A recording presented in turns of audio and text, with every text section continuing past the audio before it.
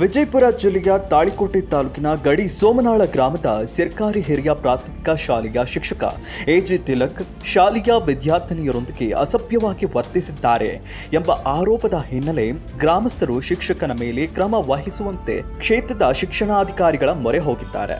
ಇನ್ನು ಈ ಸಂಬಂಧ ಬಿಇಒ ಬಿಎಸ್ ಸಾವಳಗಿ ಶಾಲೆಗೆ ಭೇಟಿ ನೀಡಿ ಈ ಪ್ರಕರಣದ ಕುರಿತು ಸಹಾಯಕ ಶಿಕ್ಷಣಾಧಿಕಾರಿಗಳಿಗೆ ಕ್ರಮ ವಹಿಸಲು ವರದಿ ಸಲ್ಲಿಸಲಾಗಿದೆ ಎಂದು ತಿಳಿಸಿದರು. ತಿಲಕ್ ಎಜೆ ಅಂತಕ್ಕಂಥ ಶಿಕ್ಷಕ ನಾನು ಬರೋಕ್ಕಿಂತ ಪೂರ್ವದಲ್ಲಿ 21ನೇ ಇಸ್ವಿಯಲ್ಲಿ ಚವಣಬೈಲಿದ್ದು ಅಲ್ಲಿಂದ ಅಮಾನತಾಗಿ ಇದೇ ರೀತಿ ವರ್ತನೆಯನ್ನು ಮುಂದುವರಿಸ್ತಾ ಬಂದಾಗ ಗಡಿ ಸೀಮಾ ಶಾಲೆಯಲ್ಲಿ ನನಗೆ ತೊಂದರೆ ಆಗ್ತಾಯಿದೆ ಆ ಥರ ಹೆಸರು ಅಂತ ಹೇಳಿದಾಗ ನಾವು ನಾನು ಏನು ಮಾಡಿದ್ವಿ ಅಂದರೆ ಬೇರೆ ಬೇರೆ ಶಾಲೆಗಳಿಗೆ ಸುಧಾರಣೆ ಮಾಡ್ಕೋತಾನೆ ಅಂತಕ್ಕಂಥ ಕಾರಣಕ್ಕಾಗಿ ಗಾಳ ಪೂಜೆಗೆ ಶಿಕ್ಷಕರ ಕೊರತೆ ಇತ್ತು. ಅಲ್ಲಿ ಡೆಪ್ಯುಟೇಷನ್ ಮಾಡಿದ್ವಿ. ಅಲ್ಲಿ ಒಂದು 15-20 ದಿನ ತಿಂಗಳವರೆಗೆ ಮಾಡಿ ಅಲ್ಲೇನೂ ನನಗೆ ಅದೇ ರೀತಿ ತೊಂದರೆ ಆಗ್ತದೆ ಹಾಗೆ ಹೀಗೆ ಅಂತಕ್ಕಂಥದ್ದನ್ನು ಹೇಳಿದಾಗ ಪುನಃ ಮತ್ತು ಮೂಲ ಶಾಲೆ ಆಗಿರ್ತಕ್ಕಂಥ ಈ ಗಡಿ ಸೀಮಾ ಶಾಲೆಗೆ ಮೂಲ ಶಾಲೆಗೆ ನಿಯೋಜನೆ ರದ್ದು ಮಾಡಿ ಕೊಟ್ಟಿದ್ವಿ. ಇಲ್ಲಿಯೂ ಸಹಿತ ಸರಿಯಾದ ಕರ್ತವ್ಯವನ್ನು ನಿರ್ವಹಿಸಲಾರದೆ ಮಕ್ಕಳಿಗೆ ತೊಂದರೆಯನ್ನು ಮಾಡ್ತಕ್ಕಂಥದ್ದು, ಹೆಣ್ಮಕ್ಕಳಿಗೆ ಅಸಭ್ಯವಾಗಿ ವರ್ತಿಸ್ತಕ್ಕಂಥದ್ದು ತಮ್ಮ ಪತ್ರಿಕೆ ಮೂಲಕ ಅಲ್ಲಿ ಹೆಡ್ಮಾಸ್ಟರ್ ಮೂಲಕ ಎಸ್ಟಿಮೇಷನ್ ಮೂಲಕ ವರದಿ ಬಂದಾಗ ಅದಕ್ಕಿಂತ ಪೂರ್ವದಲ್ಲೇ ನಾವು ನಮ್ಮ ಸನ್ಮಾನ್ಯ ಆಯುಕ್ತರ ಕಡೆ ಇವ್ರು ಹೋಗಿದ್ದರು. ಆಯುಕ್ತರಿಗೆ ಹೋದಾಗ ಆಯುಕ್ತರು ನನ್ನನ್ನು ಫೋನ್ ಹಚ್ಚಿ ಕೇಳಿದಾಗ ಹೇಗೆ ಏನು ಯಾವ ರೀತಿ ಅಂತೇಳಿ ಕೇಳಿದಾಗ ಇಲ್ಲ ಇವರು ಸ್ವಲ್ಪ ಅಸಭ್ಯ ವರ್ತನೆ ಮಾಡ್ತಾಯಿದ್ದಾರೆ ಮೇಡಮ್ ಅಂದಾಗ ಶಿಸ್ತು ಕ್ರಮಕ್ಕೆ ಬರ್ರಿ ಅಂದಾಗ ಮೇಡಮ್ ಅವ್ರಿಗೆ ಬರ್ತಿದ್ವಿ ನಾವು ಅಪರ ಆಯುಕ್ತರಿಗೆ.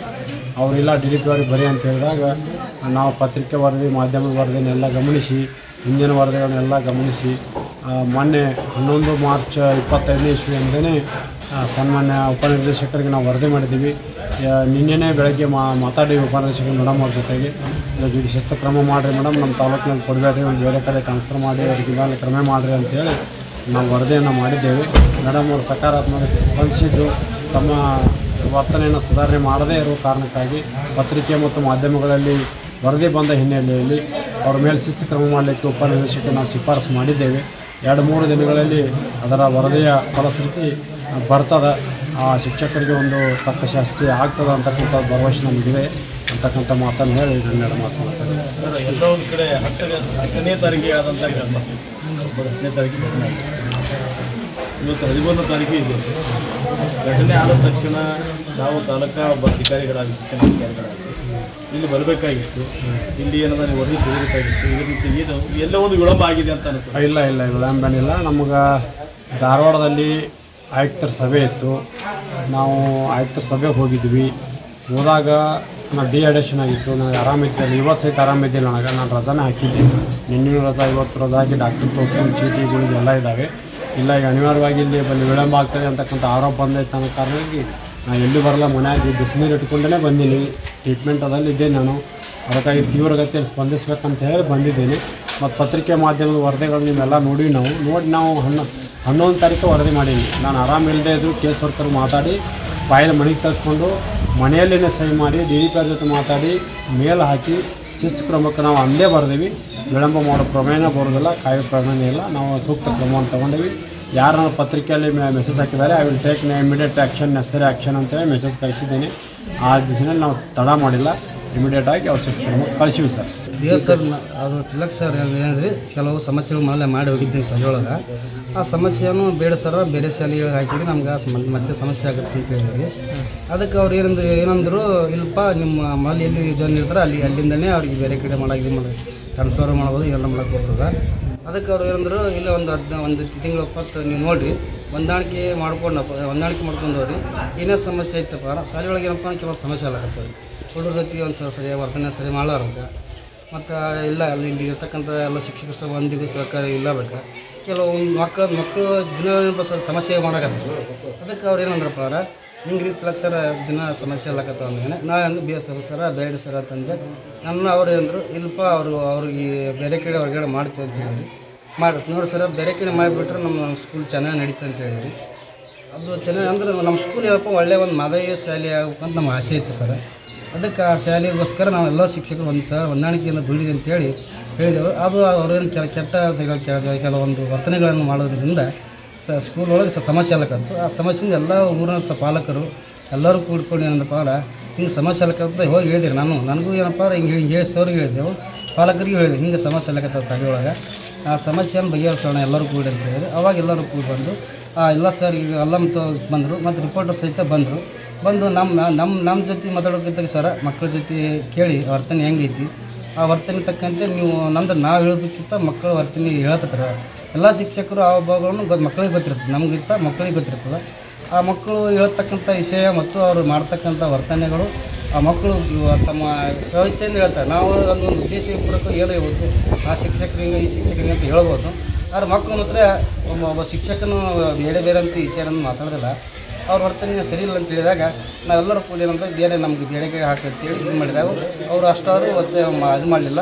ಆಗ ಮತ್ತೆ ಈ ಅಧಿಕಾರ ಕರೆಸಿ ನಾವೆಲ್ಲ ಏನು ಮಾಡಿದಪ್ಪ ಅಂದ್ರೆ ನಾವು ಇದು ಕರೆಸಿಕೆರೆ ಎಲ್ಲರನ್ನ ಬೇರೆ ಕಡೆ ಹಾಕಂತೇಳಿ ಇದು ಮಾಡಿದ್ದೇವೆ.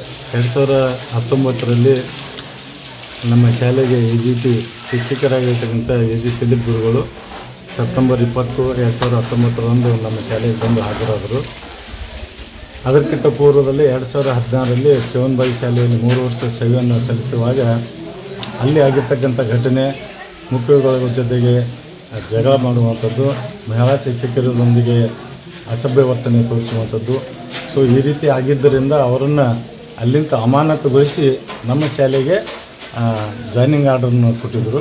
29/2019ರಂದು ಬಂದು ನಮ್ಮ ಶಾಲೆಗೆ ಜಾಯ್ನ್ ಆದಾಗ ಮುಂದೆ 2019 ಮಾರ್ಚ್ ಕರೋನಾ 1.5 ವರ್ಷ ಕರೋನಾ ಬಂತು. ಸೊ ಆ ಕರೋನಾ ಅವಧಿಯೊಳಗೆ ಯಾವ ಮಕ್ಕಳು ಶಾಲೆಗೆ ಬರಲಿಲ್ಲ, ಶಿಕ್ಷಕರಷ್ಟೇ ನಾವು ಹೋಗೋದು ಮಾಡ್ತಿದ್ವು. 2021ರಲ್ಲಿ ಮತ್ತೆ ಸ್ಕೂಲ್ ಪ್ರಾರಂಭವಾಯಿತು.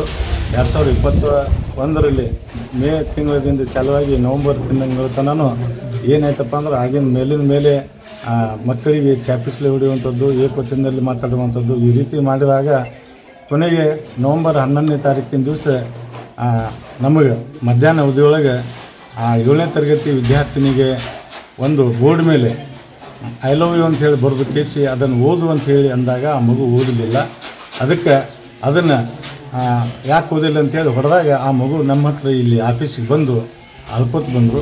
ಆವಾಗ ಯಾಕೆ ಕಳಾಗತ್ತೆ ಅಂತ ಕೇಳಿದಾಗ, ಇಲ್ಲ ಸರ್ ನನಗೆ ಹಿಂಗೆ ಬರೆದಿದ್ದನ್ನು ಓದಲಿಕ್ಕೆ ಹೇಳಿದರು, ಓದಲಾರ್ದಕ್ಕೆ ನನಗೆ ಹೊಡೆದಾರ ಅಂಥೇಳಿ ನಾವು ಅದನ್ನು ಹೋಗಿ ನಾನು ಆ ಕ್ಲಾಸ್ ಟೀಚರಿಗೆ ಕೇಳಿದೆ. ನಾನು ನೋಡಿ ಸರ್, ಹೆಣ್ಣು ಮಕ್ಕಳಿಗೆ ಹೊಡಿಬಾರ್ದು ಅನ್ನೋದು RT ರೈಟ್ ಟು ಎಜುಕೇಷನ್ ಹೇಳ್ತೈತಿ.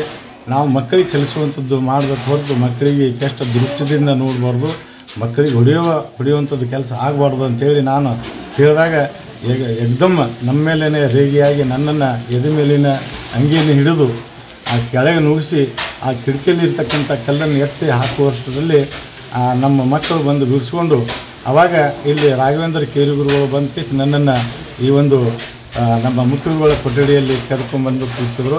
ಅಷ್ಟೊತ್ತೊಳಗೆ ನಮ್ಮ ಎದೆ ಮೇಲಿನ ಗುಂಡಿ ಮತ್ತು ಕಾಲಲ್ಲಿ ರಕ್ತ ಇವೆಲ್ಲ ನೋಡಿ ನಮ್ಮ SMC ಅಧ್ಯಕ್ಷರು ಔಟಿ ಅಂತ ಹೇಳಿದರು. ಅವರು ಮತ್ತು ಸುಗೂಬ್ ಸಾಕರ್ ಅವರು ಮೆಂಬರ್ ಅವರಿದ್ದರು. ಅವ್ರು ಬಂದು ಆ ಶಿಕ್ಷಕರನ್ನು ಕರೆದು ತಿಳಿಸಿ ಹೇಳಿದರು, ಈ ಥರ ನೀವು ಮಾಡಬಾರ್ದಪ್ಪ, ಶಿಕ್ಷಕರಾಗಿ ಶಿಕ್ಷಕರ ವೃತ್ತಿಗೆ ಘನತೆ ಗೌರವವನ್ನು ಕಾಪಾಡಿಕೊಳ್ಳುವಂಥದ್ದು ಕೆಲಸ ಮಾಡಬೇಕು, ನೀವೆಲ್ಲ ಈ ರೀತಿ ಮಾಡಿದರೆ ಮಕ್ಕಳ ಮೇಲೆ ದುಷ್ಪರಿಣಾಮ ಬೀಳ್ತದೆ ಅಂಥೇಳಿ ಜೋರಾಗಿ ಒಂದು ದೈವಾಂಗ ಮಾಡಿದರು. ಆ ಸಂದರ್ಭದಲ್ಲಿ ನಾನು ಒಂದಕ್ಕೆ ಹೋಗಿ ಬರ್ತೀನಿ ಅಂಥೇಳಿ ಹೊರಗೆ ಬಂದು ಪೊಲೀಸ್ ಸ್ಟೇಷನ್ಗೆ ಹೋಗಿ ನಮ್ಮ ಮೇಲೆ ಕೇಸನ್ನು ಮಾಡಿದರು. ಇಲ್ಲ ಸರ್, ಈಗ ನಿಮ್ಮಲ್ಲಿ ಘಟನೆ ಆಯಿತು. ಘಟನೆ ಆದಮ್ಯಾಗ ನೀವು ನಿಮ್ಮ ಮೇಲಾಧಿಕಾರಿ ಗಮನಕ್ಕೆ ತಂದಿರಿ? ಮೇಲಾಧಿಕಾರಿಗೆ ಗಮನಕ್ಕೆ ತಂದಿದ್ದು, ಲೆಟರ್ ಬರೆದಿವ್ರಿ. ಆ ಮೇಲಾಧಿಕಾರಿಗಳು ಅವ್ರನ್ನ ಬೇರೆ ಕಡೆ ನಿಯೋಜನೆ ಮಾಡಿದರು, ಹಗರಗುಂಡ ಶಾಲೆಗೆ ನಿಯೋಜನೆ ಮಾಡಿದರು. ಅಲ್ಲಿ ಕೂಡ 4 ತಿಂಗಳಲ್ಲಿ ಅಲ್ಲಿ ಕೂಡ ಶಿಕ್ಷಕರ ಜೊತೆ ಮಕ್ಕಳ ಜೊತೆ ಅಸಭ್ಯ ವರ್ತನೆ ತೋರಿದ್ರಿಂದ ಅಲ್ಲಿಂದ ಮತ್ತೆ ಏನು ಮಾಡಿದ್ರಪ್ಪ ಅಂದ್ರೆ ಹುಲಗವಾಳ ಶಾಲೆಗೆ ಕೊಟ್ಟರು.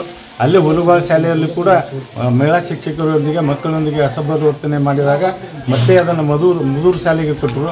ಅಲ್ಲಿ ಕೂಡ ಏನು ಮಾಡಲಾರ್ದನೆ ಮತ್ತೆ ನಮ್ಮ ಶಾಲೆಗೆ ಬಂದರು. ಮೊನ್ನೆ 4 ತಿಂಗಳ ಜೂನ್ದಿಂದ ಸೆಪ್ಟೆಂಬರ್ ತಿಂಗಳ ತನಕ ನಮ್ಮ ಶಾಲೆಯಲ್ಲಿ ಕೆಲಸ ಮಾಡಿದರು. ಆಗಿನ ಟೈಮ್ದಲ್ಲೂ ಕೂಡ ಮಕ್ಕಳಿಂದ ಮತ್ತು ಪಾಲಕರಿಂದ ಭಾಳಷ್ಟು ಕಿರಿಕಿರಿ ಬಂದು ಹಾಗಾಗಿ BOರಿಗೆ ನಾವು ಮನವಿಯನ್ನು ಸಲ್ಲಿಸಿದ್ರು. SMC ಅಧ್ಯಕ್ಷರು, ಪಾಲಕರು, ಸಾರ್ವಜನಿಕರು ಎಲ್ಲರೂ ಕೂಡಿ ಮನವಿಯನ್ನು ಸಲ್ಲಿಸಿದಾಗ ಅವರನ್ನು SPS ಗಾಳ್ಪೂಜಿ ಶಾಲೆಗೆ ಅಲ್ಲಿ ನಿಯೋಜನೆ ಮಾಡಿದರು.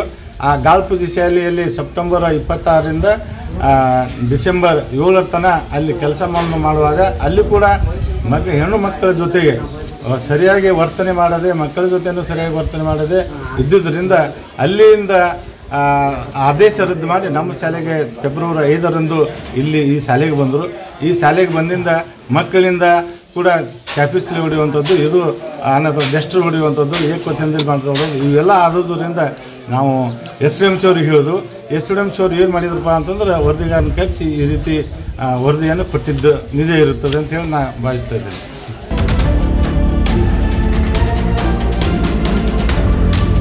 ಇನ್ನಷ್ಟು ಅಪ್ಡೇಟ್ಗಳಿಗಾಗಿ ಫಾಲೋ ಮಾಡಿ ವಿಜಯ ಧ್ವನಿ ನ್ಯೂಸ್.